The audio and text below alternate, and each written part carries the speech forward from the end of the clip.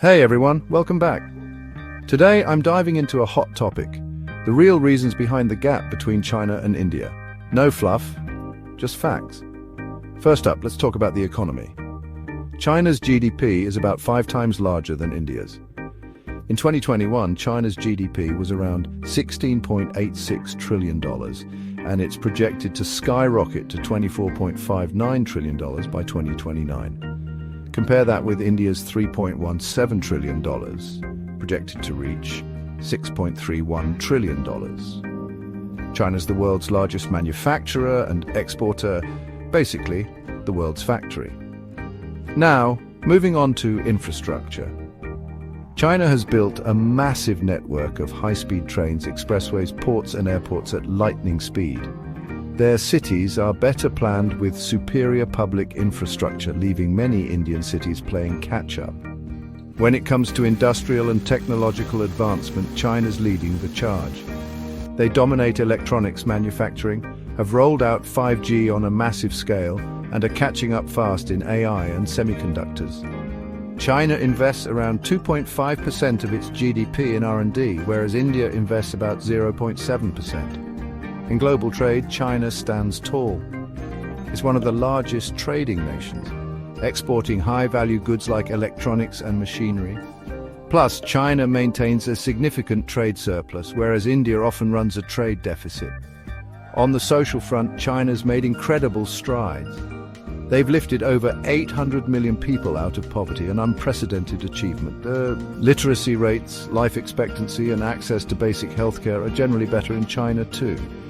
Governance and policy implementation are where China really pulls ahead, but as a one-party state, China can implement policies and complete large-scale projects faster than India's democratic system, where bureaucracy and political opposition can slow things down. The Chinese government's strong control over the economy enables long-term planning and massive investments in strategic sectors. And let's not forget military strength. China has a larger defense budget and more advanced technology in missile systems, cyber warfare, and space militarization. But hey, it's not all doom and gloom for India. India boasts a younger population, a thriving democratic setup, a strong services sector, and growing global influence. While India's growth might be slower, it's built on a foundation of diversity and resilience. That's a wrap for today. If you found this comparison insightful, don't forget to hit like and subscribe for more deep dives. India is a land of incredible religious diversity. Hinduism is the dominant faith, followed by Islam, Christianity, Sikhism, Buddhism and Jainism. This vibrant mix of religions is deeply woven into the fabric of Indian society. Religious festivals are celebrated with great enthusiasm and color, often transcending religious boundaries. However, religious diversity in India has also been a source of tension and conflict. Communal riots, often fueled by religious differences, have marred India's history. The partition of India and Pakistan in 1947, based on religious lines, stands as a stark reminder of the potential for violence.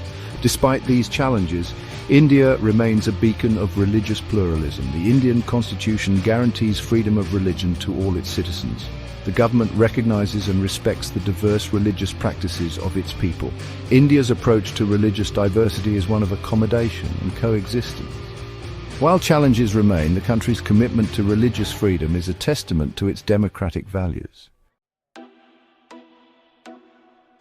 China's relationship with religion stands in stark contrast to India's. Officially, China is an atheist state. The Chinese Communist Party, which has ruled the country since 1949, views religion as a potential threat to its authority. The Chinese government exercises strict control over religious institutions and practices. Religious groups are required to register with the state, and their activities are closely monitored. Religious leaders are often subject to harassment and detention. This control is particularly evident in the case of Tibetan Buddhism and Uyghur Islam. The Chinese government has suppressed Tibetan Buddhist practices and imprisoned many monks and nuns. Similarly, Uyghur Muslims in Xinjiang province have faced severe persecution, including mass detention in re-education camps. China's approach to religion is rooted in its ideology and its desire for social control. The government views religion as a challenge to its authority and seeks to suppress its influence. Beyond religious diversity, India grapples with a deeply entrenched social hierarchy known as the caste system. This ancient system divides society into rigid groups based on birth. At the top are the Brahmins, traditionally priests and scholars, followed by Kshatriyas, warriors and rulers, Vaishyas, merchants and traders, and Shudras, laborers. Outside these four Varnas are the Dalits, formerly known as untouchables. They were historically subjected to severe discrimination and relegated to the margins of society. Although the Indian constitution abolished untouchability and discrimination based on caste, its legacy continues to cast a long shadow. Despite government efforts to promote social equality, caste-based prejudice and discrimination persist in many forms. India's struggle with the caste system is a complex and ongoing challenge. While progress has been made in dismantling this discriminatory system, much work remains to achieve true social equality. While India grapples with its caste system, China faces its own set of social divisions. One significant divide is between urban and rural populations. China's rapid economic growth has led to a widening gap between its prosperous cities and its less developed countryside.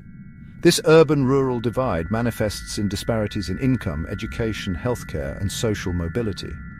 Rural residents often face limited opportunities and struggle to access the same resources and services as their urban counterparts. In addition to the urban-rural divide, China also faces growing income inequality. While the country has lifted millions out of poverty, wealth has become increasingly concentrated in the hands of a few. This growing disparity can lead to social unrest and instability. China's approach to managing its social divisions is characterized by a combination of economic development and social control. The government has implemented policies aimed at reducing poverty and improving living standards in rural areas.